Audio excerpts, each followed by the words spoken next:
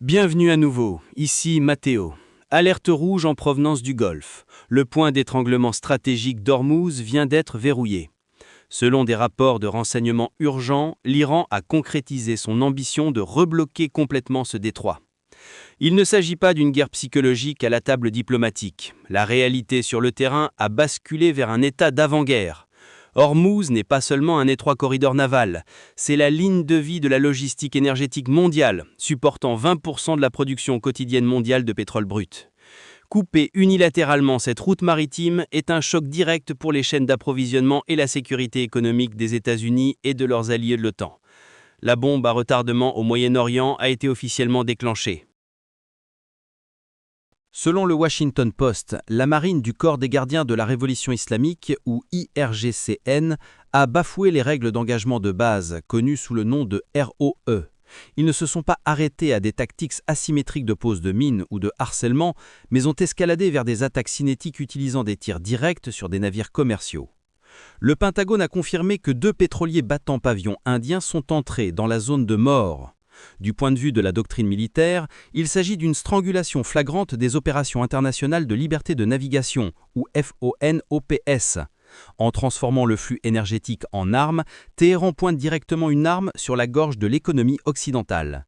Pour Washington et le commandement central des États-Unis, ou CENTCOM, les limites de la dissuasion diplomatique se sont effondrées, forçant les options de combat à balles réelles à un état de préparation. En réponse à cette escalade, le Pentagone a immédiatement activé les protocoles de combat d'urgence. Le commandement central américain a établi une zone de blocus de représailles. L'ensemble de la 5e flotte stationnée dans le Golfe est passé au plus haut niveau de préparation au combat.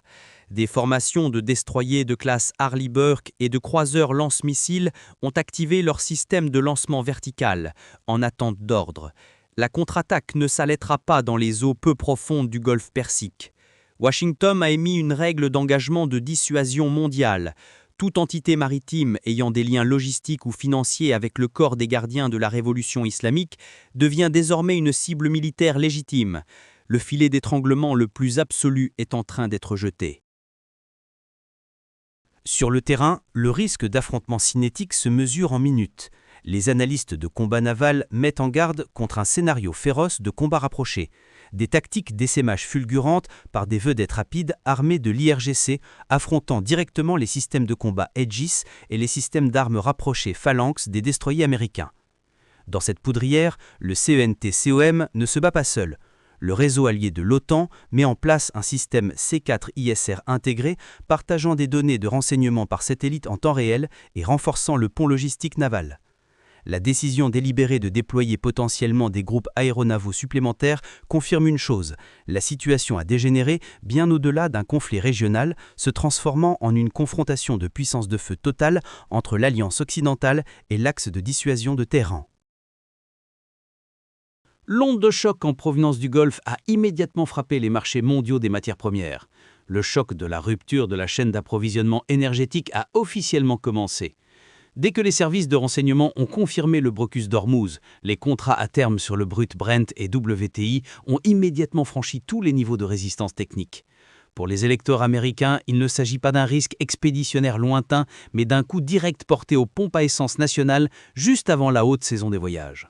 Ce choc énergétique est le détonateur d'un nouveau cycle d'inflation menaçant de faire s'effondrer la fragile reprise macroéconomique de l'Alliance européenne. Les stratèges de Téhéran ont ciblé avec précision le principal talon d'Achille économique de l'Occident, la tactique de l'inflation militarisée. Derrière la fracture macroéconomique, un risque de contre-espionnage financier ébranle Washington. La Commodity Futures Trading Commission enquête de toute urgence sur un réseau anonyme de négociation de produits dérivés d'une valeur de plus d'1 milliard de dollars. L'anomalie, les ordres ont été exécutés avec une précision absolue juste avant que les unités de l'IRGCN ne reçoivent l'ordre d'ouvrir le feu. Les analystes soulèvent des questions difficiles. Y a-t-il eu une fuite de rapports de renseignement stratégiques du Pentagone s'écoulant directement vers Wall Street ? Quel pouvoir a transformé un conflit géopolitique en un outil d'hyperprofit ? Si ce flux de trésorerie est identifié comme un délit d'initié basé sur des données de sécurité top secrètes, cela déclenchera une crise politique dévastatrice, exposant une faille mortelle de contre-espionnage aux États-Unis. Alors que les complexes de missiles de croisière Tomahawk dans le Golfe chargent les coordonnées des cibles, une directive stratégique inattendue a été émise depuis le Bureau ovale. Contrairement au scénario d'une campagne de frappe préventive détruisant les infrastructures ennemies, le président a délivré un message de désescalade hautement calculé, déclarant que le conflit est très proche de sa fin. C'est la politique de la corde raide diplomatique typique. À travers la doctrine de la diplomatie coercitive, Washington maintient un état de dissuasion militaire maximale en mer, tout en activant simultanément un canal officieux. Le Conseil de sécurité nationale des États-Unis s'efforce activement d'éviter de s'enliser dans une guerre d'usure asymétrique au Moyen-Orient, tout en maintenant une pression de dissuasion vitale sur la direction suprême à Téhéran. Ce canal officieux mène directement à Islamabad. La communauté du renseignement occidental se concentre sur la capitale pakistanaise, où un cadre de négociation de sécurité est mis en place de toute urgence. Le choix d'Islamabad comme couloir de médiation n'est pas une coïncidence.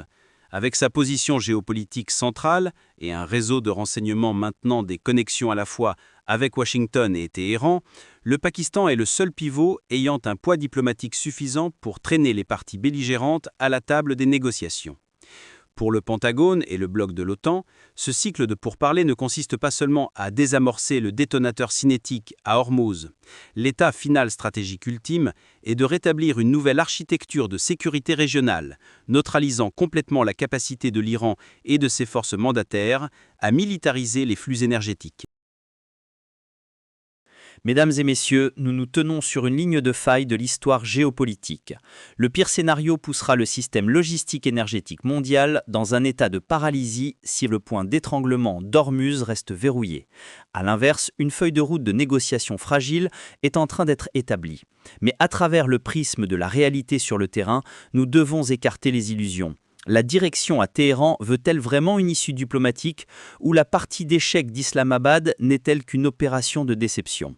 Il est très probable qu'il s'agisse simplement d'un repli tactique pour permettre à l'IRGC de gagner du temps afin de renforcer son réseau côtier de déni d'accès et d'interdiction de zone, de redéployer des batteries de missiles antinavires furtifs et de se préparer à un conflit de haute intensité. Le contrôle de ce point d'étranglement vital sera décidé par la puissance de feu de dissuasion et les manœuvres de renseignement. D'un point de vue opérationnel, quelle est votre évaluation ?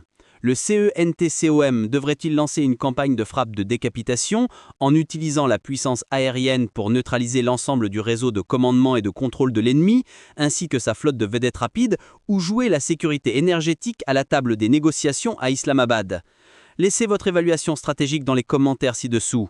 Je suis Mathéo. Notre équipe de guerre de l'information restera en alerte constante, suivant de près les mouvements de déplacement des forces pour vous apporter les tout premiers rapports de renseignement.